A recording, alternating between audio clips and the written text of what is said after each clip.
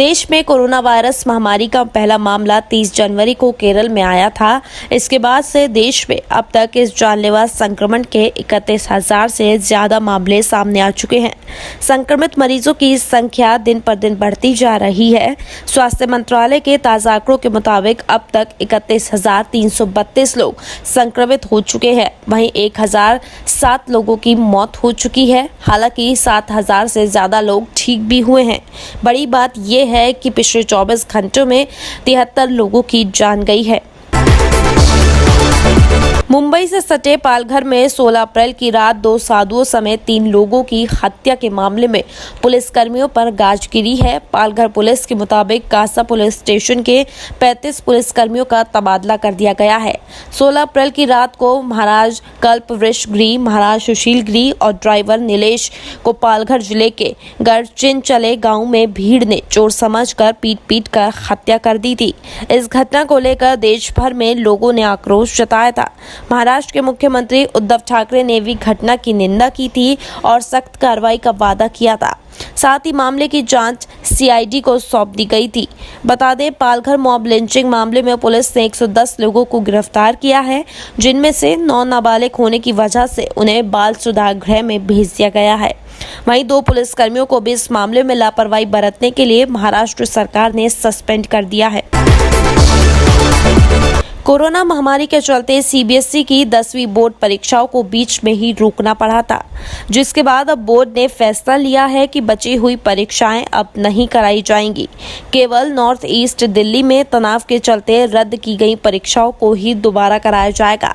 बाकी पूरे देश में 10वीं की बची हुई परीक्षाओं में औसत के अनुसार छात्रों को ग्रेड दिया जाएगा। वहीं 12वीं के बचे हुए 12 विषयों में केवल महत्वपूर्ण परीक्षाएं ही ली जाएंगी। हालात सामान्य होते ही कॉपियों को जांचने का काम भी शुरू होगा। सीबीएसई के अनुसार कॉपियां जांचने और रिजल्ट के आने में अभी कम से कम 2.5 महीने लगेंगे। सब कुछ लॉकडाउन की स्थिति पर निर्भर करता है। देशव्यापी लॉकडाउन के बीच उत्तराखंड स्थित केदारनाथ मंदिर के कपाट आज सुबह 6:10 पर खुल गए। पुजारियों ने परंपरागत तरीके से मंत्रोच्चार और विधि विधान से पूजा अर्चना के साथ बाबा केदारनाथ की पूजा की। वहीं पूरे मंदिर को फूलों से भी सजाया गया। लेकिन कोरोना संकट और लॉकडाउन की वजह से अभी श्रद्धालुओं को मंदिर जाने की अनुमति नहीं है।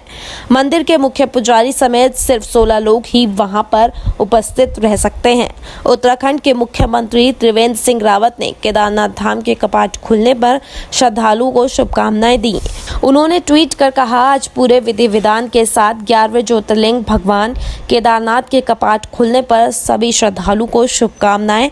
आपकी मनोरथ पूर्ण हो। बाबा केदार का आशीर्वाद सब पर बना रहे। ऐसे में बाबा केदार जी से कामना करता हूँ, बाबा से प्रार्थना है कि समस्त मानवता की कोरोना से रक्षा करें।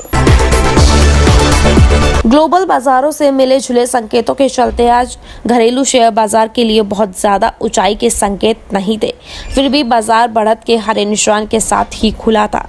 आज प्री ओपन ट्रेंड में स्टॉक मार्केट अच्छी तेजी दिखा रहा था और बाजार तेजी के साथ ही खुले थे। आज के कारोबार में सेंसेक्स शुरुआती 5 मिनट में ही 137.10 अंक यानी 0.43% की तेजी के साथ 32,251.62 पर कारोबार कर रहा था। एनएसई का निफ्टी 9,408 पर खुला और शुरुआती 5 मिनट में ही 50.30 अंक यानी 0.54% ऊपर 9,431.20 पर कारोबार कर रहा था।